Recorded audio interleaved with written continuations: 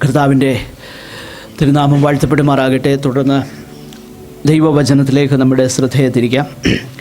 കൊലോസ്യ ലേഖനം 1-ാം അധ്യായം അതിൻ്റെ 23-ാമത്തെ വാക്യം നമ്മുടെ ചിന്തയ്ക്ക് ആധാരമായിട്ട് വായിക്കാം. കൊലോസ്യ ലേഖനം 1-ാം അധ്യായം 23-ാമത്തെ വാക്യം. Colossians chapter 1 verse 23.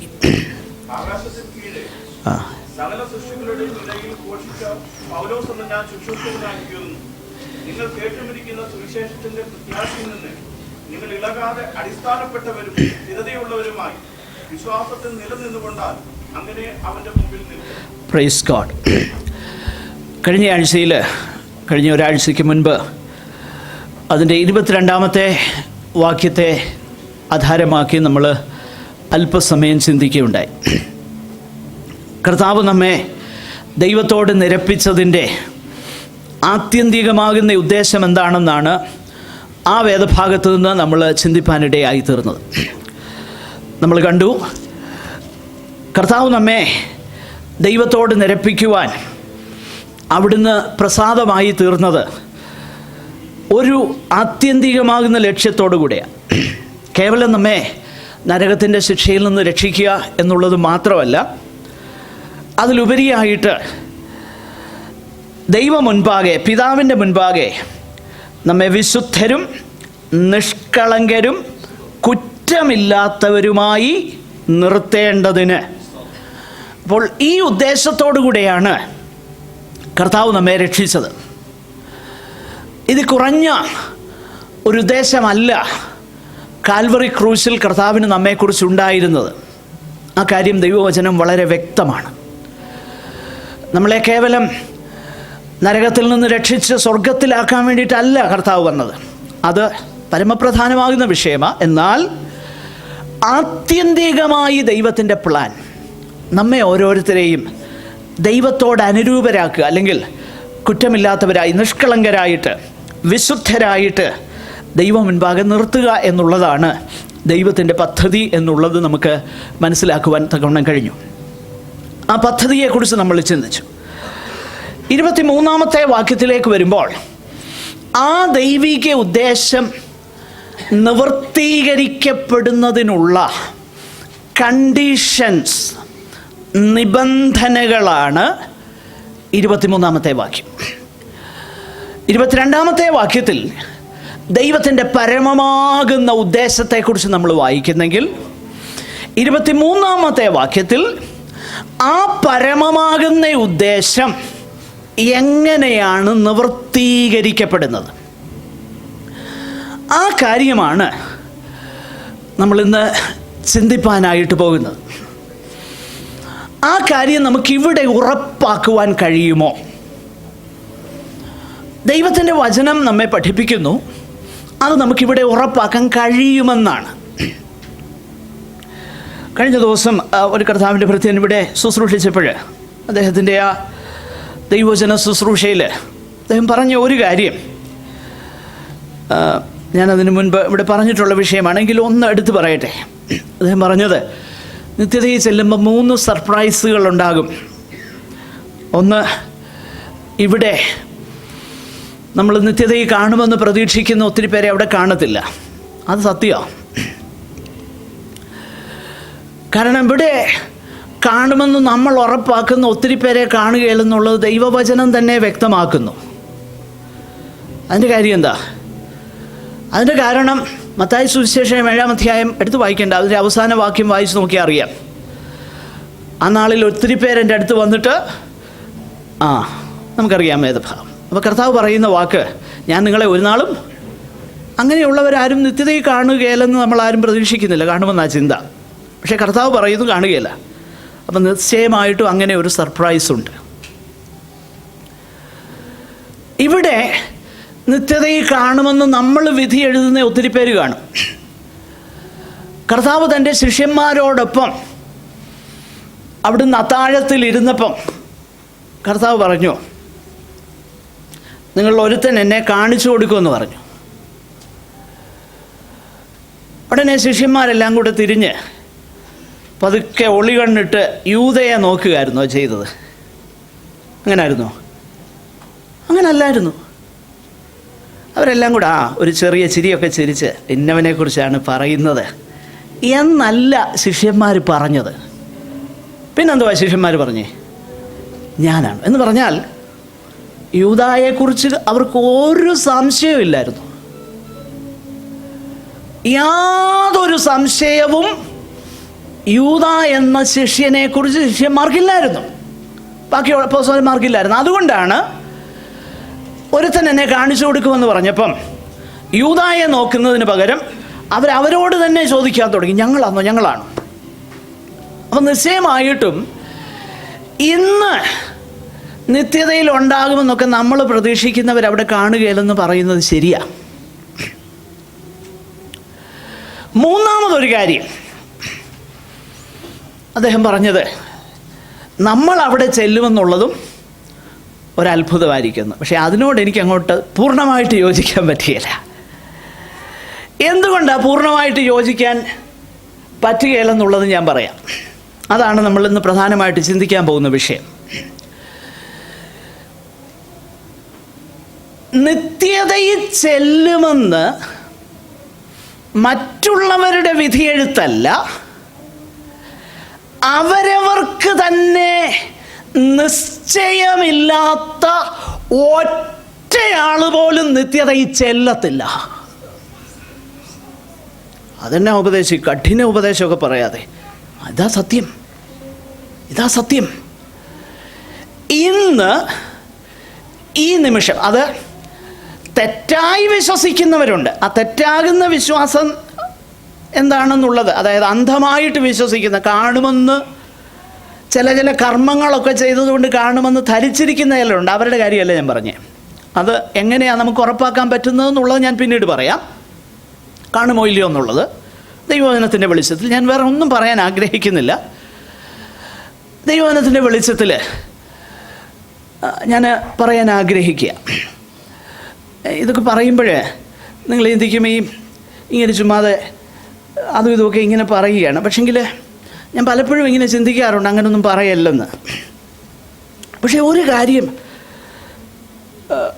കഴിഞ്ഞ ദിവസം ഒരു കർത്താവിൻ്റെ ഭൃത്യൻ്റെ മെസ്സേജ് ഞാൻ കേട്ടപ്പോൾ എൻ്റെ മനസ്സിന് അത് വല്ലാതെ അലട്ടുകയുണ്ടായി. ഞാൻ കഴിഞ്ഞ ദിവസങ്ങളിൽ തീരുമാനിച്ചു ഇനി കോൺട്രാവേഴ്സി ഒന്നും പറയുന്നില്ല എന്ന് ഞാൻ ചെയ്തു.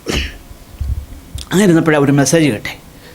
അപ്പോൾ അദ്ദേഹം ഒരു ഉദാഹരണം പറഞ്ഞു. ഉദാഹരണം പറഞ്ഞത് ഇങ്ങനെയാണ്. അദ്ദേഹത്തിൻ്റെ ഭാര്യയെ ഒരു മോളിൽ അല്ലെങ്കിൽ ഒരു പൊതുസ്ഥലത്ത് കുറച്ച് പേര് ചേർന്ന് അപമാനിക്കാൻ ശ്രമിക്കുകയാണെന്നിരിക്കട്ടെ. അദ്ദേഹം പറഞ്ഞ ഉദാഹരണം അദ്ദേഹത്തിൻ്റെ ഭാഷയിൽ തന്നെ ഞാനങ്ങ് പറയുക. അദ്ദേഹം പറഞ്ഞു, നിങ്ങൾ ഇവിടെ ഇരിക്കുന്ന ഒരാൾ, എനിക്ക് ഏറ്റവും അടുത്ത് പരിചയമുള്ള, എന്നെയും എൻ്റെ വൈഫിനെയും ഒക്കെ അറിയാവുന്നവർ, നിങ്ങളിൽ ഒരാൾ അതിലേ വരിക. അതിലേ വന്നിട്ട് വരുമ്പം എന്നാൽ എൻ്റെ തടി കേടാക്കണ്ട എന്ന് വിചാരിച്ച് ഒരു പക്ഷേ നിങ്ങൾക്ക് എന്തെങ്കിലുമൊക്കെ ചെയ്യാൻ കഴിവുള്ള ആ സമയത്ത് മുഖം തിരിച്ച് കടന്നു പോയാൽ അദ്ദേഹം പറയുക, ഞാൻ നിശ്ചയമായിട്ടും എൻ്റെ ഭാര്യയെ അപമാനിച്ചവരോട് പകരം ചോദിക്കും. എന്നാൽ അതിനു മുൻപേ മുഖം തിരിച്ച് കടന്നുപോയ നിന്നെ ആയിരിക്കും ഞാൻ ആദ്യം പിടിക്കുന്നതെന്ന്. പ്രിയമുള്ളവരെ, ഇത് ദൈവസഭയോടുള്ള ബന്ധത്തിൽ ഒരു പ്രധാനപ്പെട്ട സത്യ എന്താണെന്നറിയാമോ? കർത്താവ് തൻ്റെ സഭയെ ശുദ്ധയും നിഷ്കളങ്കയും ശുഭ്രയുമായിട്ട് തനിക്ക് വേണ്ടി നിർത്തേണ്ടതിന് തന്നെത്താൻ അവൾക്ക് വേണ്ടി കൊടുത്തു. ആ നിർമ്മല കന്യകയെ മലിനപ്പെടുത്തുന്ന പാഷാണ ഉപദേശങ്ങൾ കടന്നു വരുമ്പോൾ നമ്മളെന്തിനാ വിമർശിക്കുന്നതെന്ന് പറഞ്ഞ് മുഖം തിരിച്ചു കളയുന്ന സകല ഉപദേശിമാരും സിംഹാസനത്തിൻ്റെ മുൻപിൽ നിൽക്കുമ്പോൾ കണക്ക് കൊടുക്കേണ്ടി വരുമെന്ന് ദൈവത്തിൻ്റെ ആത്മാവ് എന്നോട് പറയുന്നു. അതുകൊണ്ടാണ് ഞാൻ വിമർശിക്കുന്നത്. മനസ്സിലാകുന്നുണ്ട്? ദൈവസഭയോടുള്ള ബന്ധത്തിൽ ആരും ആകട്ടെ എക്സ് ഓർ വൈ വിഷയമല്ല. തെറ്റാകുന്ന വിഷയങ്ങൾ ദൈവവചനത്തെ വളച്ചൊടിക്കുന്ന, ഈ സുവിശേഷത്തെ മായം ചേർക്കുന്ന അങ്ങനെയുള്ള സകലതിനെതിരെയും സംസാരിപ്പാനുള്ള മാൻഡേറ്റ് ദൈവം എനിക്ക്. അപ്പം അങ്ങനെ സംസാരിക്കുന്നത് കൊണ്ട് എനിക്ക് കിട്ടുന്ന ഗുണം എന്നാ ഞാൻ പറയാം. ഒന്ന്, എനിക്ക് ഒത്തിരി ശത്രുക്കൾ ഉണ്ടാകുന്നുണ്ട്. രണ്ട്, എന്നെക്കുറിച്ച് ഒത്തിരി അപവാദ പ്രചരണങ്ങളുണ്ട്. മൂന്ന്, ഒരുപാട് നമ്മുടെ ഭാഷയിൽ ഒത്തിരി നന്മകൾ കിട്ടാതിരിക്കുന്നുണ്ട്. ഒരു വിഷയവുമില്ല, ഒരു കുഴപ്പമില്ല, എന്തും പറയട്ടെ, ആരും പിണങ്ങട്ടെ, ആരും മുഖം വീർപ്പിക്കട്ടെ, എനിക്ക് ഒറ്റ ലക്ഷ്യമേ ഉള്ളൂ. കർത്താവിൻ്റെ സന്നിധാനത്ത് നിൽക്കുമ്പം എൻ്റെ കർത്താവ് എന്നോട് പിണങ്ങാതിരിക്കാനാണ് എൻ്റെ ലക്ഷ്യം. അതുകൊണ്ട് ഞാൻ പറയും. ഞാൻ പറയുന്നത് ഈ സത്യസുവിശേഷം എന്താണെന്നുള്ളതാണ് പ്രധാനമായിട്ട് ഞാൻ പറയാൻ പോകുന്ന വിഷയം. അപ്പം ഇവിടെ നമ്മൾ ഈ ഭാഗം വായിച്ച് നോക്കിക്കഴിഞ്ഞാൽ നമുക്ക് മനസ്സിലാക്കാൻ കഴിയുന്നത്, അങ്ങനെ കർത്താവിൻ്റെ സന്നിധാനത്തിൽ നിൽക്കും എന്നുള്ളതിനൊരു ഉറപ്പ് കൊടുക്കുക. നിങ്ങൾ ശ്രദ്ധിച്ചോ? അപ്പോൾ ആ ഉറപ്പ് നമുക്കുണ്ടാകാൻ പറ്റുമോ? ഇവിടെ ഉണ്ടാകും, ഇല്ലേ? നിങ്ങൾ അങ്ങനെ ഈ സുവിശേഷത്തിൽ ഇളകാതെ ആ പ്രത്യാശയിൽ, സുവിശേഷത്തിൻ്റെ പ്രത്യാശയിൽ നിങ്ങൾ ഇളകാതെ അടിസ്ഥാനപ്പെട്ടവരും സ്ഥിരതയുള്ളവരുമായി വിശ്വാസത്തിൽ നിലനിന്നുകൊണ്ടാൽ അങ്ങനെ അവൻ്റെ മുമ്പിൽ നിൽക്കും ഉറപ്പാ.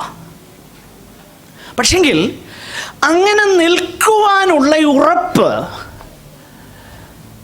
ആർക്കാ ഉള്ളത്? അതെങ്ങനെ നമുക്ക് ഉറപ്പാക്കാൻ കഴിയും?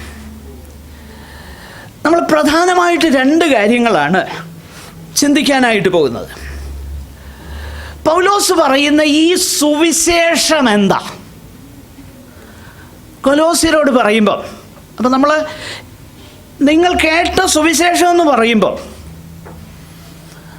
ആ സുവിശേഷം എന്താണെന്ന് നമ്മൾ മനസ്സിലാക്കിയാൽ, ആ സുവിശേഷത്തിൽ നിലനിന്നാൽ, അതിൻ്റെ പ്രത്യാശയിൽ ഇളകാതെ വിശ്വാസത്തിൽ നിലനിന്നാൽ, അങ്ങനെ കുറ്റമില്ലാത്തവരായി കർത്താവിൻ്റെ മുൻപാകെ നിൽക്കും. അപ്പോൾ ഒന്നാമത് നമ്മൾ ചിന്തിക്കേണ്ടത് എന്താണ് ആ സുവിശേഷം.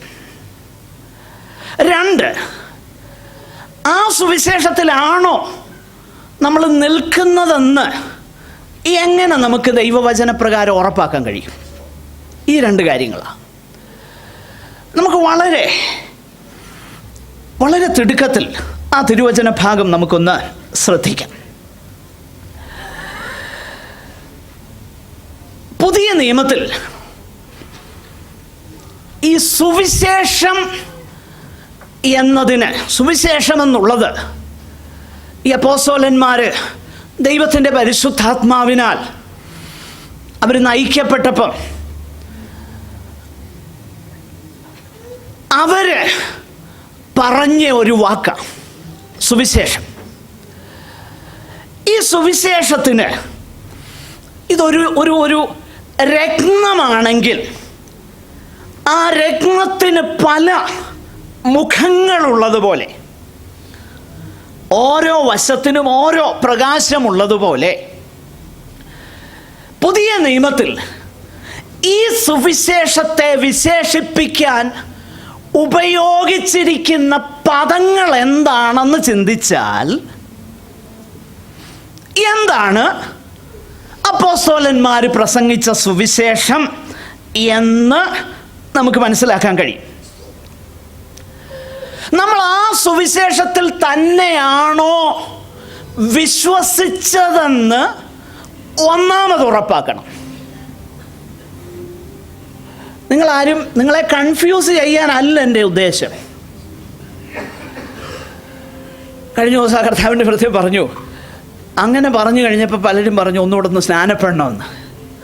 സാരമില്ല, ഈ ദിവസങ്ങളിൽ ഒരു സ്നാനം കൂടെ വേണമെങ്കിൽ നമുക്ക് വെക്കാം. മനുഷ്യരെന്തോ വേണേ പറഞ്ഞോട്ടെ, മനുഷ്യരുടെ വിഷയമല്ല. ശരിക്കും വീണ്ടും ജനിച്ചിട്ട് എനിക്ക് സ്നാനപ്പെടണമെന്ന് താല്പര്യമുള്ളവരെ നിശ്ചയമായിട്ടും ഞാൻ സ്നാനപ്പെടുത്തും. മനുഷ്യരെന്തോ വേണേ പറഞ്ഞോട്ടെ, അത് വിഷയമല്ല. വീണ്ടും ജനിച്ചിട്ടായിരിക്കണം സ്നാനം, അതുറപ്പാണ്. അതുകൊണ്ട് ഒന്നുകൂടെ സ്നാനപ്പെടുന്നത് കൊണ്ട് ആരും മടിക്കണ്ട. വീണ്ടും ജനിച്ച് സ്നാനപ്പെടാൻ താല്പര്യമുണ്ടെങ്കിൽ അവർക്ക് നിശ്ചയമായിട്ടും ഈ സഭയിൽ അവസരം ഉണ്ടായിരിക്കും. കമ്മിറ്റിക്കാരെന്നോട് പിണങ്ങിയാലും പ്രശ്നമില്ല, ആര് പിണങ്ങിയാലും വീണ്ടും ജനിച്ച് വരുന്നയാളിനെ ഞാൻ സ്നാനപ്പെടുത്തിയിരിക്കും. കാരണം നിത്യതയാ വലുത്, മനുഷ്യൻ്റെ അഭിപ്രായമല്ല വലുത്, ഇവിടുത്തെ സർട്ടിഫിക്കറ്റ് അല്ല വലുത്, നിത്യതയിൽ ചെല്ലുമോ ഇല്ലയോ എന്നുള്ളതാ വലുത്, വലിയ കാര്യം. അതുകൊണ്ട് ആരും അതിനെക്കുറിച്ച് ലജ്ജിക്കുകയും ഭാരപ്പെടുകയും ഒന്നും വേണ്ട, ആരും ഭയപ്പെടുകയും വേണ്ട. അപ്പോൾ ഒന്നാമത് നമ്മൾ ഉറപ്പാക്കേണ്ടത് അപ്പോസ്തലന്മാർ പറഞ്ഞ സുവിശേഷം തന്നെയാണോ നമ്മൾ വിശ്വസിച്ചത്? കാരണം സത്യ സുവിശേഷം മാത്രമേ, യഥാർത്ഥമായിട്ടുള്ള സുവിശേഷം മാത്രമേ യഥാർത്ഥമാകുന്ന ശിഷ്യന്മാരെ ഉളവാക്കുന്നുള്ളൂ. മനസ്സിലാക്കണം, യഥാർത്ഥ സുവിശേഷം മാത്രമേ യഥാർത്ഥ ശിഷ്യന്മാരെ ഉളവാക്കുന്നുള്ളൂ. വ്യാജമാകുന്ന ഒരു സുവിശേഷം, മറ്റൊരു സുവിശേഷം, അങ്ങനെ ഒന്നുണ്ട്. അത് മറ്റു തരത്തിലുള്ള കുറേ പേരെ സഭയിൽ കൊണ്ടുവരുമെന്നേ ഉള്ളൂ. മനസ്സിലാകുന്നുണ്ടോ? വേറെ സുവിശേഷം കേട്ട് വിശ്വസിച്ചവര് അങ്ങനെ വേറെ സുവിശേഷത്താൽ വീണ്ടും ജനിക്കാതെ ഒരു സംഘടനയെ ചേർന്ന കുറേ പേരേ ഉള്ളൂ. എന്നാൽ അപ്പോസ്തലന്മാർ പ്രസംഗിച്ച സത്യ സുവിശേഷം മാത്രമേ ശിഷ്യന്മാരെ ഉളവാക്കുന്നുള്ളൂ. സത്യസുവിശേഷം എന്ന് ഞാൻ പറഞ്ഞു വരുമ്പോൾ നിങ്ങളാരും ചിന്തിക്കരുത്, എൻ്റെ ഉപദേശി എനിക്കൊരു രോഗം വന്നപ്പോഴാണ് ഞാൻ കർത്താവിനെ അറിയാം. അതിന് ഒരു കുഴപ്പമില്ല, ഒരു കുഴപ്പമില്ല. അങ്ങനെ ദൈവം ചെയ്യും. എനിക്കൊരു ബുദ്ധിമുട്ടുണ്ടായതുകൊണ്ടാണ് ഞാൻ കർത്താവിനെ അറിയാനിടയാണ്. സത്യമാണ്, അത് ദൈവം ഉണ്ടാക്കിയ മുഖാന്തരമാണ്. എൻ്റെ ജീവിതത്തിൽ ഒരു വലിയ പ്രശ്നം ഉണ്ടായതാണ്, അല്ലെ ഒരു കുടുംബജീവിതത്തിലെ പ്രശ്നമാണ്, അതിനൊരു പരിഹാരം വേണമെന്നും കണ്ടാ ഞാൻ ദൈവമക്കളുടെ അടുത്ത് പോയത്. അത് തെറ്റാണോ? അല്ല, ഒരിക്കലും അല്ല തെറ്റ്. അതൊന്നും തെറ്റല്ല. അതൊക്കെ ദൈവം ഇന്നും ഉപയോഗിക്കുന്ന മുഖാന്തരം, അതല്ല തെറ്റ്. പിന്നെ അങ്ങനെ നമ്മൾ വന്നിട്ട് നമുക്ക് മാനസാന്തരവും പാപബോധവും ഉണ്ടായി യേശു കർത്താവിങ്കലേക്ക് തിരിഞ്ഞ് രക്ഷപ്പെടുക എന്ന വചനപ്രകാരം വീണ്ടും ജനനമുണ്ടായോ? അതാ വിഷയം. അങ്ങനെ വീണ്ടും ജനനം ഉണ്ടായെന്ന് ഉറപ്പിപ്പോൾ ഉണ്ടെങ്കിൽ സത്യസുവിശേഷത്തിലാണ് നിങ്ങൾ വിശ്വസിച്ചത്. മനസ്സിലാകുന്നുണ്ടോ? വീണ്ടും ജനിച്ചെന്ന് നിശ്ചയമാകുന്ന ഉറപ്പുണ്ടെങ്കിൽ, ഇപ്പം എനിക്ക് പലരുടെയും മുഖം കാണാം, എന്താണ്ടൊക്കെ ഒരു പ്രശ്നമൊക്കെ മനസ്സിൽ കൂടെ പോകുന്നുണ്ട്. സാരമില്ല, ഒന്നും കൂടെ കൺഫ്യൂഷൻ ഉണ്ടാകട്ടെ, എന്നിട്ട് നമുക്കതൊന്ന് ക്ലിയർ ആക്കാം. വീണ്ടും ജനിച്ചെന്ന് വ്യക്തമാകുന്ന ബോധ്യം, ഇനി ബോധ്യം എങ്ങനെയാണെന്നുള്ളത് പിന്നീട് നമുക്ക് ചിന്തിക്കാം. അപ്പം ഈ സുവിശേഷത്തെക്കുറിച്ച് വിവരിപ്പാൻ പുതിയ നിയമത്തിൽ ഉപയോഗിച്ചിരിക്കുന്ന വിശേഷണ പദങ്ങൾ എന്തൊക്കെയാണ്? നമുക്കതൊന്ന് കാണാം. എല്ലാ പദവും എടുക്കാൻ നമുക്ക് നേരമില്ല. സുവിശേഷങ്ങൾ തൊട്ട് പെട്ടെന്നൊന്ന് പറഞ്ഞു പോകാൻ ചുരുക്കം ചിലതേ ഉള്ളൂ. ഒന്ന് മത്തായിയുടെ സുവിശേഷം 4:23. അവിടെ നമ്മളിങ്ങനെ വായിക്കുന്നു, യേശു പള്ളികളിൽ ഉപദേശിക്കുകയും രാജ്യത്തിൻ്റെ സുവിശേഷം പ്രസംഗിക്കുകയും ചെയ്തു. മർക്കോസ് 1:14, യേശു ഗലീലയിൽ ചെന്ന് ദൈവരാജ്യത്തിൻ്റെ സുവിശേഷം പ്രസംഗിച്ചു. അപ്പോൾ സുവിശേഷത്തെക്കുറിച്ച്, യേശു കർത്താവ് പറഞ്ഞ സുവിശേഷത്തെക്കുറിച്ച് പുതിയ നിയമത്തിൽ പ്രാരംഭമായിട്ട് പറഞ്ഞിരിക്കുന്നത് രാജ്യത്തിൻ്റെ സുവിശേഷം, ദൈവരാജ്യത്തിൻ്റെ സുവിശേഷം. ആദ്യം രാജ്യത്തിൻ്റെ സുവിശേഷമെന്ന് നമ്മൾ കണ്ടു. എന്നിട്ട് അതെന്താണ് അർത്ഥമാക്കുന്നതെന്നുള്ളതിൻ്റെ വിശദീകരണം അടുത്ത സുവിശേഷത്തിൽ നമ്മൾ കാണുക. ദൈവരാജ്യത്തിൻ്റെ സുവിശേഷം. ദൈവരാജ്യത്തിൻ്റെ സുവിശേഷം എന്ന് പറഞ്ഞാൽ എന്താ? രാജത്വം, കിങ്ഡം എന്നൊക്കെ പറഞ്ഞാൽ നമുക്കറിയാം. വിശേഷിച്ച് മത്തായി സുവിശേഷം 6, 5, 6, 7 ആ ഭാഗം നമ്മൾ പഠിച്ചപ്പോൾ ആ കാര്യം പറഞ്ഞതാണ് നമ്മൾ. ദൈവരാജ്യത്തിൻ്റെ സുവിശേഷം എന്ന് പറഞ്ഞാൽ എന്താ? ദൈവം എൻ്റെ രാജാവാകുന്ന ആ സദ്വർത്തമാനം അല്ലെങ്കിൽ ആ സുവിശേഷം. മനസ്സിലാവുന്നുണ്ടോ? ദൈവം എൻ്റെ രാജാവാകുക. അപ്പൊ ദൈവരാജ്യത്തിൻ്റെ സുവിശേഷമാണിത്. നമ്മളൊന്ന് ചിന്തിക്കണം, നമ്മൾ കേട്ട സുവിശേഷം ഇതാണോ? ഇനി മുതൽ എന്നെ ഭരിക്കുന്നത്, എൻ്റെ ജീവിതത്തിൽ കർത്തൃത്വം നടത്തുന്നത് ദൈവമാണ്. ദൈവം ഇച്ഛിക്കുന്നത് പോലെ എൻ്റെ ജീവിതത്തിൽ നടക്കണം എന്ന സുവിശേഷം, അതാ ദൈവരാജ്യത്തിൻ്റെ സുവിശേഷം. സമയമില്ലാത്തതുകൊണ്ട് ഞാൻ അങ്ങ് മുൻപോട്ട് പോകാം. അടുത്തതായിട്ട് മർക്കോസിൻ്റെ സുവിശേഷം 1:1 നമ്മൾ കാണുന്നത് ഇങ്ങനെ: ദൈവപുത്രനായ യേശുക്രിസ്തുവിൻ്റെ സുവിശേഷം. നോക്കിയേ, ദൈവരാജ്യത്തിൻ്റെ സുവിശേഷം, രാജ്യത്തിൻ്റെ സുവിശേഷം, ദൈവപുത്രനായ യേശുക്രിസ്തുവിൻ്റെ സുവിശേഷം. അതിനോട് ചേർന്ന് നിങ്ങൾ റോമാലേഖനം 1-ാം അധ്യായം 1-2 വാക്യങ്ങൾ വായിച്ചു നോക്കിയാൽ അവിടെ നമുക്ക് കാണാൻ കഴിയുന്നത്, ദൈവം തൻ്റെ പുത്രനും നമ്മുടെ കർത്താവുമായ യേശുക്രിസ്തുവിനെ കുറിച്ച് വിശുദ്ധ രേഖകളിൽ തൻ്റെ പ്രവാചകന്മാർ മുഖാന്തരം മുൻകൂട്ടി വാഗ്ദത്തം ചെയ്ത സുവിശേഷം. അപ്പോൾ ഈ സുവിശേഷത്തിൻ്റെ സവിശേഷത എന്താ? ഇത് ദൈവരാജ്യത്തിൻ്റെ സുവിശേഷമെന്ന് മാത്രമല്ല, it is all about Jesus Christ. ഇത് ക്രിസ്തു കേന്ദ്രീകൃതമാകുന്ന സുവിശേഷമാണ്.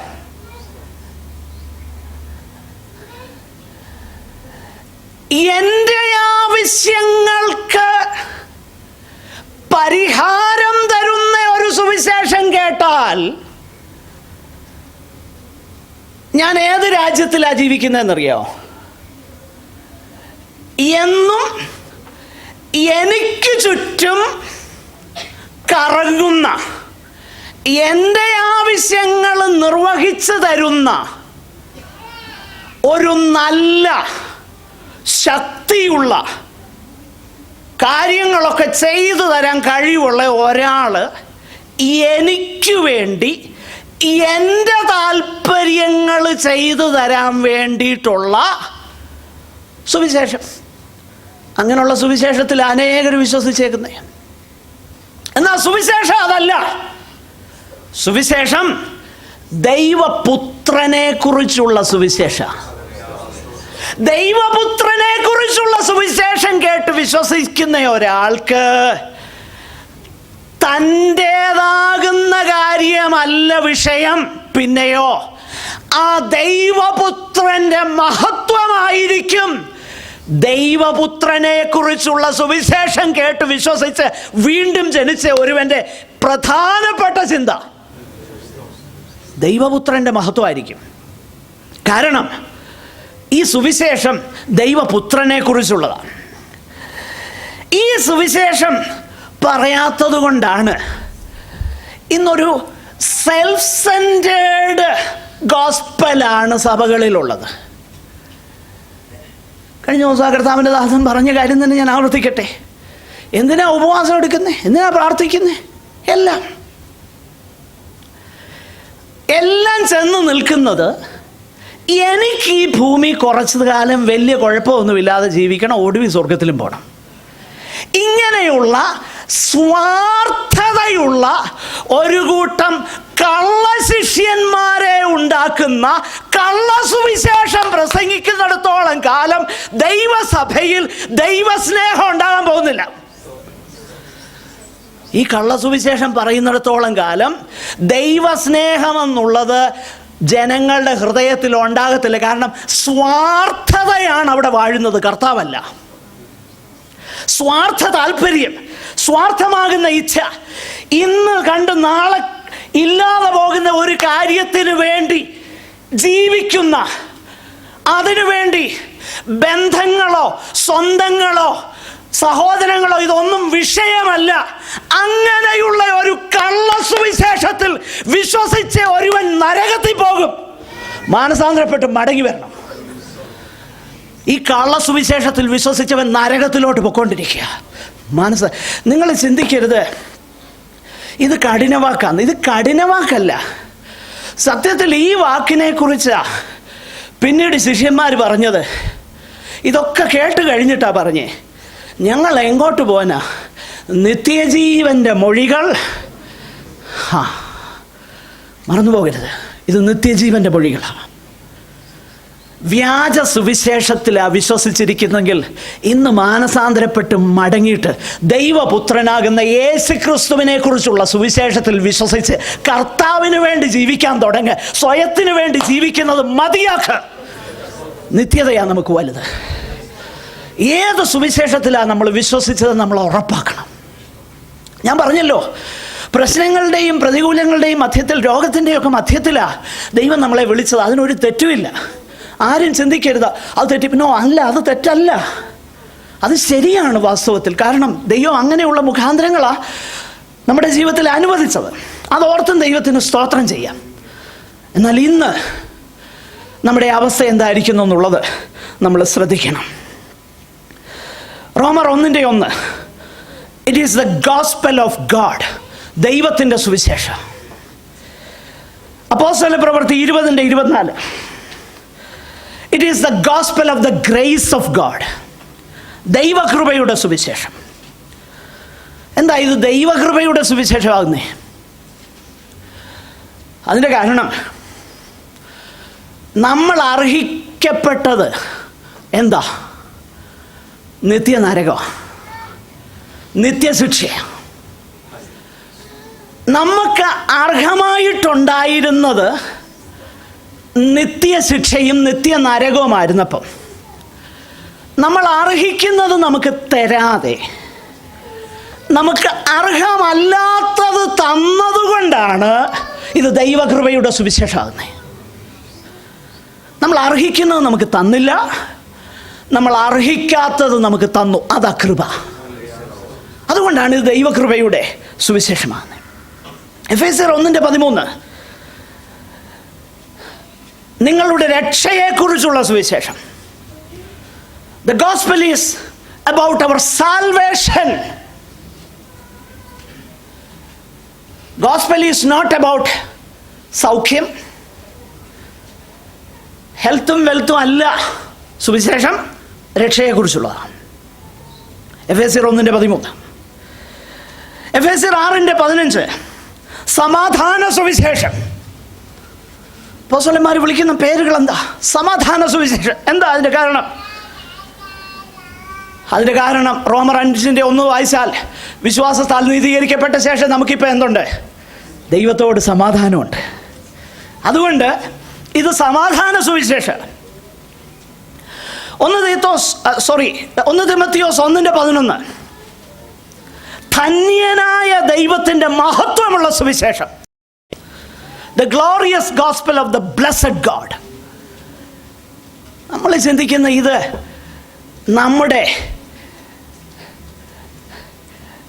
ഈ ഏറ്റവും അസില്ലിയായിട്ടുള്ള കാര്യങ്ങൾക്ക് വേണ്ടി വെച്ചേക്കുന്നൊരു നോ. ഈ സുവിശേഷം എന്താണെന്നറിയോ? ധന്യനായ ദൈവത്തിൻ്റെ മഹത്വമുള്ള സുവിശേഷം. സുവിശേഷം എന്ന് മാത്രമല്ല, the glorious gospel of the blessed God. ധന്യനായ ദൈവത്തിൻ്റെ മഹത്വമുള്ള സുവിശേഷം. 2 കൊരിന്ത്യർ 4:4 the gospel of the glory of Christ. ഈ സുവിശേഷം എന്താ? ദൈവപ്രതിമയായ ക്രിസ്തുവിൻ്റെ തേജസ്സുള്ള സുവിശേഷം. ഓ എൻ്റെ പ്രിയരെ, ഈ ഭാഗങ്ങൾ നിങ്ങൾ റെഫറൻസ് നോട്ട് ചെയ്തെന്നാണ് എൻ്റെ ചിന്ത. വീട്ടിൽ പോയി ഇതൊന്ന് ധ്യാനിച്ച് നോക്കണം. അപ്പം സുവിശേഷം എന്താ? ഇതാ സുവിശേഷം. യേശു ക്രിസ്തുവിനെ കുറിച്ചുള്ളതാണ്.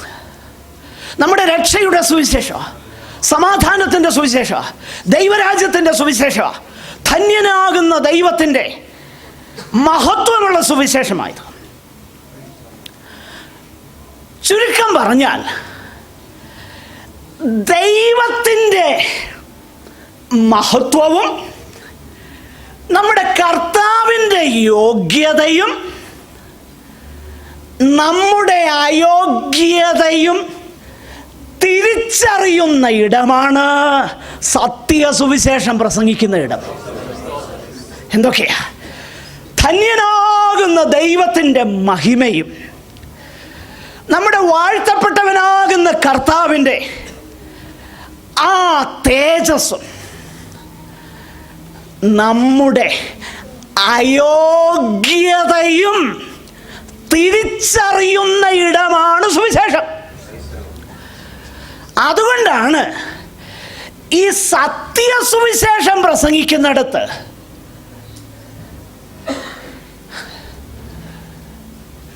അവിടെ ആട്ടവും പാട്ടും ഉണ്ടാക്കി വിരുന്നുകാരെ വരുത്തി ആൾക്കാരെ എന്റർടൈൻ ചെയ്യിപ്പിക്കുന്ന പരിപാടി അല്ലായിരുന്നു ഈ സുവിശേഷം പ്രസംഗിക്കുന്നിടത്ത്.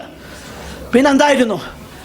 അയ്യോ, ഞാൻ പാപിയാണ്, ദൈവം എന്നോട് ക്ഷമിക്കുമോ എന്ന് പറഞ്ഞ് നിലവിളിച്ചു കൊണ്ടുവരുന്ന അനേകരെ ഞാൻ കണ്ടിട്ടുണ്ട് ഈ സത്യസുവിശേഷം പ്രസംഗിക്കുന്നിടത്ത്. ഇന്നത് കാണുന്നില്ല. അതിൻ്റെ കാരണം എന്താ? അതിൻ്റെ കാരണം മറ്റൊന്നുമല്ല, ഈ സുവിശേഷം അല്ല പ്രസംഗിക്കപ്പെടുന്നത്. ഇന്ന് എൻ്റർടൈൻമെൻറ്റ് വേണം, ആളെ കൂട്ടാൻ എന്തോ വേണം? വിരുന്നുകാർ വേണം. ആ വിരുന്നുകാരൻ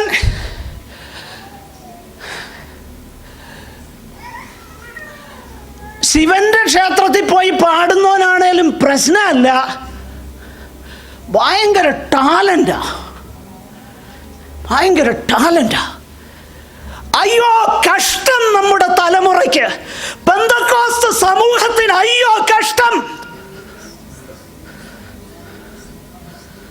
അയ്യോ കഷ്ടം.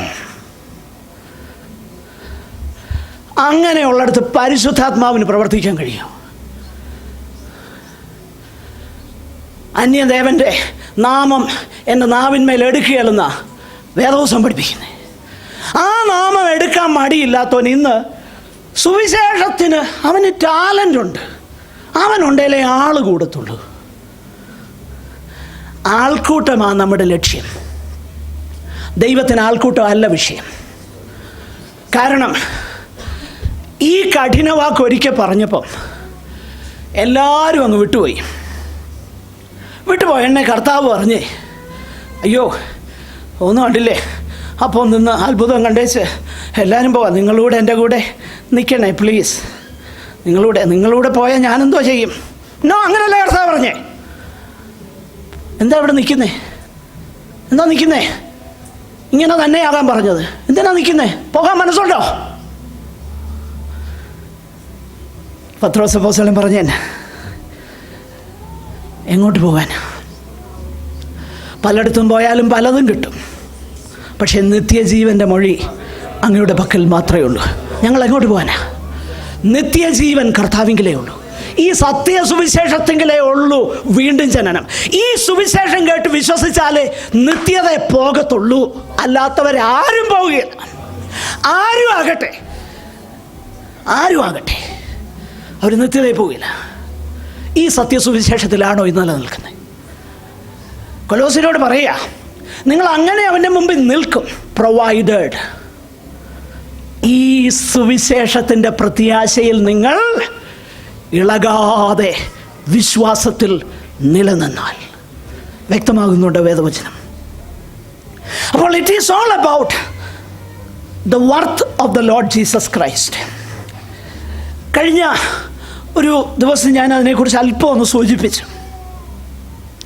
മറിയ ഇത് മനസ്സിലാക്കി. മറിയയ്ക്ക് തിരിച്ചറിയാൻ കഴിഞ്ഞു, പക്ഷേ ശിഷ്യന്മാർക്കൊന്നും തിരിച്ചറിയാൻ കഴിഞ്ഞില്ല, നിർഭാഗ്യവശാൽ. അതുകൊണ്ടാണ് വിലയേറിയ സ്വച്ഛജടമാംസി തൈലം കൊണ്ടുവന്ന് കർത്താവിനെ പൂശിയപ്പം അവർ പറഞ്ഞത്, ഈ വെറും ചെലവ് എന്തിനാ എന്ന് പറഞ്ഞു കഴിഞ്ഞാൽ ഇത്രയൊന്നും ഇവന് കൊടുക്കേണ്ട കാര്യം ഇല്ല, വെറും ചെലവായത്. കർത്താവ് പറഞ്ഞ എന്താണെന്നറിയാം? അവളെ എന്തിനാ അസഹ്യപ്പെടുത്തുന്നത്? അവളെങ്കിൽ നല്ല പ്രവൃത്തി അതിനെ ചെയ്ത് ഈ സുവിശേഷം പ്രസംഗിക്കുന്നിടത്തെല്ലാം ഇതും എന്ത് ചെയ്യും പറയും എന്ന് പറഞ്ഞാൽ, സുവിശേഷമെന്ന് പറഞ്ഞാൽ, ഞാൻ ഒന്നുകൂടെ പറയാം, യേശു കർത്താവ് എത്ര യോഗ്യനാണെന്നും ആ കർത്താവിന് വേണ്ടി എൻ്റെ ജീവിതവും എൻ്റെ ധനവും എൻ്റെ സകലവും സമർപ്പിച്ചാലും പിന്നെയും കർത്താവ് യോഗ്യനാണ്, അതിന് പകരമായിട്ടൊന്നും കൊടുക്കാൻ എനിക്കില്ലെന്ന് തിരിച്ചറിയാൻ കഴിയുന്നതാ സത്യസുവിശേഷം. It is all about the worth of the Lord Jesus Christ. നമ്മൾ ചിന്തിക്കുന്നതെന്നറിയാമോ? നമുക്കേതാണ്ട് ദൈവം അങ്ങ് കടമ്പട്ടേക്കാണ്. ഞാൻ ഇത്രയൊക്കെ ഒരു ഫേവർ ദൈവത്തിന് ചെയ്തില്ലേ? എന്തുവാ ഫേവർ? ഞാൻ കൈപൊക്കിയില്ലായിരുന്നെന്നുണ്ടേ പിന്നെന്തുവാ? ദൈവം നാണിച്ചു പോകത്തില്ലായിരുന്നു. ഞാൻ കൈപൊക്കി, ഞാൻ ചെന്നങ്ങോട്ടും വെള്ളത്തിൽ മുങ്ങി, ഞാനൊരു വലിയ ഫേവറൊക്കെ ചെയ്തു, ഇനിയിപ്പം അങ്ങേര് കടപ്പെട്ടേക്കുക. എന്തുവാ കടപ്പെട്ടേക്കുന്നത്? അങ്ങനെയുള്ളവരോട് ദൈവത്തിൻ്റെ വചനം എന്താ പറയുന്നത്? ആരുടെയും ഹൃദയത്തിൽ വരരുത്. It is all about the worth and the glory of the Lord Jesus Christ. സുവിശേഷം എന്ന് പറഞ്ഞാൽ ദൈവത്തിൻ്റെ മഹത്വവും അവിടുത്തെ പുത്രൻ്റെ തേജസ്സും. പുത്രൻ മാത്രം യോഗ്യൻ. ദൈവവചനം എന്താ പറയുന്നത്? റോമാലേഖനം 11:35-36 വാക്യങ്ങൾ. അവന് മന്ത്രിയായിരുന്നവനാർ അവന് വല്ലതും മുൻപേ കൊടുത്തിട്ട്, കേൾക്കണേ, ദൈവത്തെ കടപ്പെടുത്താമെന്ന് ചിന്തിക്കുന്നവർ കേൾക്കുക, അവന് വല്ലതും മുമ്പേ കൊടുത്തിട്ട് പ്രതിഫലം വാങ്ങാൻ ചങ്കൂറ്റമുള്ള ആരീ ഭൂമിയിലുണ്ട്?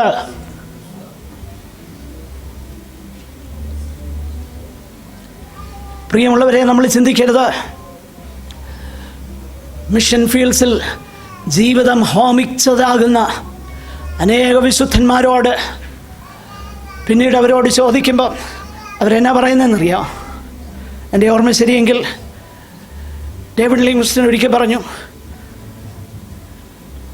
ഒരു സാക്രിഫൈസും ഒരു യാഗവും ഈ കർത്താവ് ചെയ്തതിന് പകരം വെക്കാൻ. ഡേവിഡ് ലിവിങ്സ്റ്റൺ വലിയ സാക്രിഫൈസ് ചെയ്തെന്നൊക്കെ ആൾക്കാർ പറഞ്ഞപ്പോൾ അദ്ദേഹം പറഞ്ഞ മറുപടിയാണ്, കർത്താവ് ചെയ്തതിന് പകരം വെക്കാനൊന്നും ഇതില്ല. നേരെ മറിച്ച് അദ്ദേഹം പറഞ്ഞതാ, അയ്യോ, എനിക്ക് അത്രയുമെങ്കിലും എൻ്റെ ജീവിതം കർത്താവിന് വേണ്ടി കൊടുക്കാൻ തക്കവണ്ണമുള്ള കൃപയും ശക്തിയും ദൈവം എനിക്ക് തന്നല്ലോ. മനസ്സിലാക്കണം, this is the glorious gospel of the Lord Jesus Christ. It is all about his worth. എന്നിട്ട് വല്ലതും മുൻപേ കൊടുത്തിട്ട് പ്രതിഫലം വാങ്ങുന്നവനാർ സകലവും അവനിൽ നിന്നും അവനാലും അവങ്കിലേക്കും ആകുന്നുവല്ലോ എന്ന് പറഞ്ഞാൽ അതിൻ്റെ അർത്ഥം എന്നാ? ഇന്ന് നമ്മൾ വീണ്ടും ജനിച്ചവരാണെങ്കിൽ ആത്യന്തികമായിട്ട് അതിൻ്റെ കാരണം ആരാ? ദൈവം. അതിൻ്റെ കാരണം ആരാ? ദൈവം. ദൈവമക്കളായി തീരുവാൻ ഇടയായി തീർന്നതെന്താ? ദൈവം കരുണ ചെയ്തതുകൊണ്ട്. അപ്പം ഞാൻ ചിന്തിക്കും, ഞാൻ സുവിശേഷം അറിയുന്നൊരു വീട്ടിലാണ് ജനിച്ചത്. അല്ല, ഞാനൊരു ഹൈന്ദവ ഭവനത്തിൽ ജനിച്ചിരുന്നെങ്കിലോ? അപ്പോൾ അങ്ങനെ ഒരു പശ്ചാത്തലത്തിൽ ജനിച്ചാൽ മാത്രമേ ഞാൻ ദൈവത്തെ അറിയുകയുള്ളെന്ന് ദൈവത്തിന് തോന്നിയത് കൊണ്ട് അങ്ങനെ ഒരു ഭവനത്തിൽ ഞാൻ ജനിച്ചു, അല്ലേ?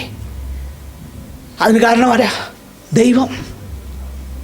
അല്ല, അങ്ങനെയുള്ളൊരു ഭവനത്തിലല്ല നിങ്ങൾ ജനിച്ചതെങ്കിലും ദൈവത്തെ അറിയാൻ ഭാഗ്യം കിട്ടിയതിൻ്റെ കാരണം ആരാ? ദൈവം. അപ്പൊ സകലവും അവനിൽ നിന്നും അവനാലും അവങ്കലേക്കുമാകുന്നു. അതുകൊണ്ട് മഹത്വം അവൻ എന്നേക്കും. ആമേൻ. സത്യസുവിശേഷം ഇതാ. It is all about our Lord Jesus Christ. നഷ്ടപ്പെട്ട, അധമനാകുന്ന, പ്രത്യാശയില്ലാത്ത, ജീവനില്ലാത്ത ഒരു പാപി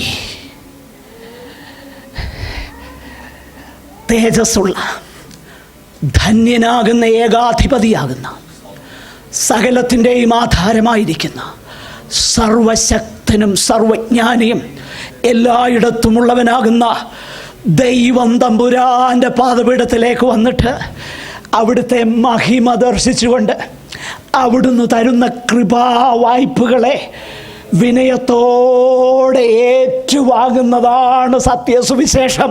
അതാ വീണ്ടും ജനനം. അല്ലാതെ അഹംഭാവത്തോടുകൂടെ ഞാൻ ദൈവത്തിന് വേണ്ടി ഏതാണ്ട് ചെയ്തെന്ന് തോന്നൽ ആർക്കെങ്കിലും ഉണ്ടെങ്കിൽ തെറ്റി. അവിടെ നിങ്ങൾ തെറ്റി. ദൈവത്തിന് വേണ്ടി എന്താ ചെയ്യാൻ കഴിയുന്നത്? എന്താ അവിടുത്തെ സന്നിധാനത്തിൽ പ്രസാദകരമാകുന്നത്? നമ്മുടെ ഒരു പ്രവൃത്തിയും ദൈവത്തിൻ്റെ മെറിറ്റ് നേടിയെടുക്കാൻ നമുക്കൊക്കത്തില്ല. പിന്നെ നമ്മുടെ ഹൃദയങ്ങളെ അറിയുന്ന ദൈവത്തോടുള്ള ആഴമാകുന്ന സ്നേഹം എത്രത്തോളം ഉണ്ടെന്ന് തിരിച്ചറിയുന്ന, ഹൃദയത്തിൻ്റെ തുടിപ്പറിയുന്ന ദൈവം നമ്മിൽ പ്രസാദിക്കുന്ന ദയയുള്ള ഒരു പിതാവാണ്. ഈ സുവിശേഷത്താൽ വീണ്ടും ജനിക്കാൻ ഭാഗ്യം കിട്ടിയതാണ് നിത്യതയിലേക്കുള്ള ഒന്നാമത്തെ പടി. പ്രിയമുള്ളവരെ, ആ പാതയിലാണോ നമ്മൾ ആയിരിക്കുന്നതെന്നുള്ളത് എങ്ങനെ നമുക്ക് മനസ്സിലാക്കാൻ കഴിയും? നമുക്ക് ഉറപ്പാക്കാൻ കഴിയും. എങ്ങനെ ഉറപ്പാക്കാൻ കഴിയും? യേശു ഇങ്ങനെ പറഞ്ഞു, മത്തായി സുവിശേഷം 7:14, ജീവങ്കിലേക്ക് പോകുന്ന വാതിൽ ഇടുക്കമുള്ളതും വഴി ഞെരുക്കമുള്ളതും അത് കണ്ടെത്തുന്നവർ ചുരുക്കവും മാത്രമേ. അപ്പം ജീവങ്കിലേക്ക് പോകുന്ന വാതിൽ ഇടുക്കമുള്ളതാണ്. അപ്പോൾ ഇന്നത്തെ ആൾക്കാർ പറയുന്നത് എന്നറിയാം, അങ്ങനെ അതൊക്കെ പറഞ്ഞ ആൾക്കാർ വരാൻ ബുദ്ധിമുട്ടാണ്.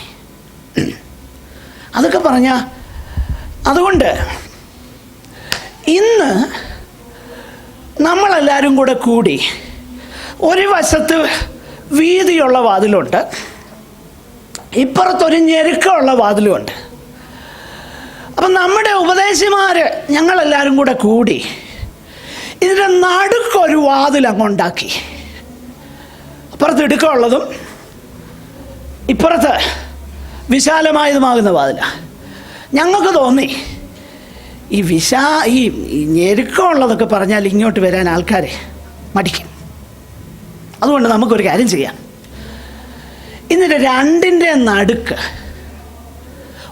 ഇപ്പോഴത്തെ പറയുന്ന പോലെ ഒരു സമവായമുണ്ടാക്കി നടുക്കൊരെണ്ണം അങ്ങ് പണിയാൻ. അത് ഒരു സൈഡിൽ നിന്ന് നോക്കിയാൽ ഈ ഇടുക്കമുള്ള കുറേ ഫീച്ചേഴ്സൊക്കെ അവിടെ വെച്ചിട്ടുണ്ട്. അപ്പം സൈഡിൽ നിന്ന് ഇങ്ങനെ നോക്കുമ്പോൾ ഏകദേശം തോന്നും ഇടുക്കമുള്ളതാണ്. ഇപ്പുറത്ത് വന്ന് നോക്കിക്കഴിഞ്ഞാൽ അങ്ങനെയുള്ളവർക്കും കുഷിയ, സന്തോഷ. കാരണം എന്താ?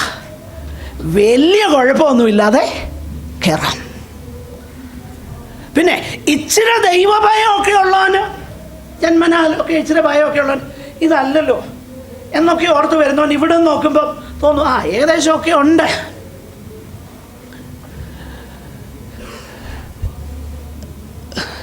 കുറച്ച് നാൾ മുമ്പ് അമേരിക്കയിൽ നിന്ന് ഒരാൾ വന്നു. സകല കള്ളപ്രവചനവും സകല അധർമ്മവും അതൊക്കെ പറയുന്നത് എനിക്ക് മടിയൊന്നുമില്ല, അത് പണിയിക്കോട്ടെ, എനിക്ക് ഒന്നും വിഷയമല്ല, ഒക്കെ ചെയ്യുന്നവരാണെന്ന് പത്രമാസികൾ വരെ പറയുന്നു. നമ്മുടെ ആൾക്കാരെല്ലാം കൂടെ പറഞ്ഞു എന്നറിയോ? അയാൾ സുവിശേഷം പറയുന്നുണ്ടല്ലോ, വലിയ മഹായോഗം നടത്തി. കാരണം അയാൾ യേശുവിനെ കുറിച്ചൊക്കെ പറയുന്നുണ്ടെന്നേ. എൻ്റെ പ്രിയരെ, യേശുവിനെ കുറിച്ചൊക്കെ പറയുന്നുണ്ട്, കാര്യം ശരിയാ. പക്ഷെ പാപത്തെക്കുറിച്ച് പറയുന്നില്ല. പറയുന്നത് മനസ്സിലാവുന്നുണ്ടോ? അപ്പം ഇടുക്കമുള്ള വഴിയുടെ കുറച്ച് ഫീച്ചേഴ്സൊക്കെ ഫിറ്റ് ചെയ്യുന്നുണ്ട്, പാപത്തെക്കുറിച്ച് പറയുന്നില്ല, മാനസാന്തരത്തെക്കുറിച്ചും പറയുന്നില്ല. അപ്പം അങ്ങനെ അത് ഒഫൻസ് ആകുന്നവർക്കും ഈസിയായിട്ട് ഡൈജസ്റ്റ് ചെയ്യാൻ കഴിയുന്ന ഒരു സുവിശേഷം. ഇന്ന് ഈ ഒരു വാതിൽ പണിത് വെച്ചേക്കുക, നടുക്ക്. ഞാനങ്ങ് പറയുക, കാരണം വിശാലമുള്ള വാതിൽ പറഞ്ഞാൽ പിന്നെ പ്രസംഗിപ്പിക്കുകയില്ല. അതുകൊണ്ട് അത് പറയുകയില്ല. പിന്നെ നാടൻ ഭാഷ പറഞ്ഞാൽ അത്ര ചക്കിയുമല്ലെന്ന് അത്ര കണ്ടനും അല്ലാത്ത രീതിയിൽ നടുക്കൊരെണ്ണം പറഞ്ഞേക്കുക. പക്ഷെ ഞാൻ പറയാം, ഈ നടുക്ക് പണിത് വെച്ചേക്കുന്നതിൻ്റെ വഴി എങ്ങോട്ടാ? ആ വഴി എങ്ങോട്ടാ വെച്ചേക്കുന്നതെന്നറിയോ? മറ്റേടത്തോട്ട് തന്നെയാ. ഇതിനകത്തൂടെ കയറുന്നവനും മറ്റേ വഴിയിലോട്ടാ പോകുന്നത്. അങ്ങനെ ഒത്തിരി പേര് നിർഭാഗ്യവശാൽ ഇതിനകത്ത് കയറിയിട്ടുണ്ട്. പക്ഷേ ഇവിടെ എത്ര പേരുണ്ടെന്ന് എനിക്കറിയത്തില്ല. അങ്ങനെ ആരെങ്കിലും ഉണ്ടെങ്കിൽ, ഞാൻ മുമ്പേ പറഞ്ഞല്ലോ എത്ര പേരുണ്ടെന്ന് അറിയത്തില്ല, ദൈവത്തിന് മാത്രം അറിയാം. അങ്ങനെ ആരെങ്കിലും ഉണ്ടെങ്കിൽ മാനസാന്തരപ്പെട്ട് ഇടുക്ക് വഴിയിലോട്ട് വാ, ആ വഴി കൂടെ കയറ്, ആ വാതിൽ കൂടെ കയറ്, എന്നിട്ട് ആ വഴിയിൽ തന്നെ യാത്ര ചെയ്യ്. ആ വഴിയിൽ തന്നെ യാത്ര ചെയ്യുന്നെങ്കിൽ ഉറപ്പാക്കാം, ഈ വഴി നിത്യജീവനിലേക്കാണോ പോകുന്നത് എന്നാൽ ഞാനും അവിടെ ചെന്നെത്തും. മനസ്സിലാകുന്നുണ്ടോ? ഇടുക്ക് വാതിലൂടെ കയറിയിട്ട് ഇടുക്ക് വഴിയിലൂടെ തന്നെ ആ യാത്ര ചെയ്യുന്നെങ്കിൽ ഉറപ്പാക്കാം, ഈ വഴി നിത്യതയ്ക്കാണ് പോകുന്നതെങ്കിൽ ഞാനും ചെന്നെത്തും. അതിനെക്കുറിച്ച് അനേക കാര്യങ്ങൾ പറയാൻ എനിക്കുണ്ട്. ദൈവം അനുവദിച്ചാൽ അടുത്ത ആഴ്ചയിൽ നമുക്ക് ചിന്തിക്കാം. എന്നാൽ ഒരു കാര്യം ഉറപ്പാക്കുക, പാപങ്ങളെക്കുറിച്ചുള്ള മാനസാന്തരത്തോടുകൂടെയാണോ വന്നത്? ദൈവപുത്രൻ്റെ മഹത്വം ദർശിച്ചെന്നോ വന്നത്? ഇന്ന് ഈ കർത്താവ് യോഗ്യനായതുകൊണ്ട് ഈ കർത്താവിന് വേണ്ടി ജീവിക്കുവാൻ അവിടുന്ന് യോഗ്യനാണ്? അല്ല, ഈ കർത്താവിന് വേണ്ടി ജയിലിൽ പോകേണ്ടി വന്നാൽ അതിനും ഈ കർത്താവ് യോഗ്യനാണ്? അല്ല, ഈ കർത്താവിന് വേണ്ടി എൻ്റെ ജീവൻ ബലി കഴിക്കേണ്ടി വന്നാൽ അതിനും ഈ കർത്താവ് യോഗ്യനാണ്?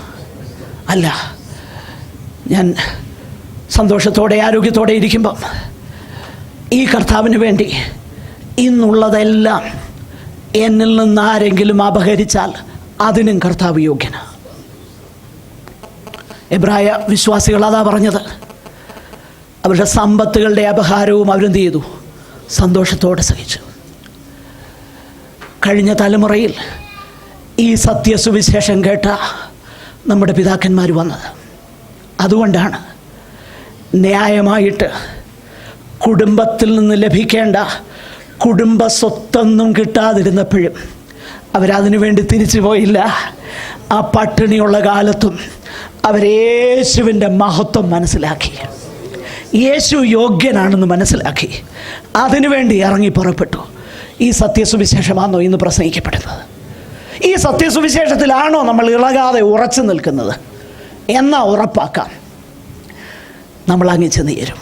അല്ല, ഇതിലല്ലേ നമ്മൾ നിൽക്കുന്നത്, എന്നാൽ നമ്മൾ നിത്യനാശത്തിലേക്കാണ് പോകുന്നത്. നമ്മുടെ കണ്ണുകളടയ്ക്കാൻ നമുക്ക് പ്രാർത്ഥിക്കാം. ഈ വചനങ്ങളാൽ ദൈവം നമ്മെ അനുഗ്രഹിക്കട്ടെ. സഹോദരന്മാരൊരാൾക്ക് ദയവായി പ്രാർത്ഥിക്കാം.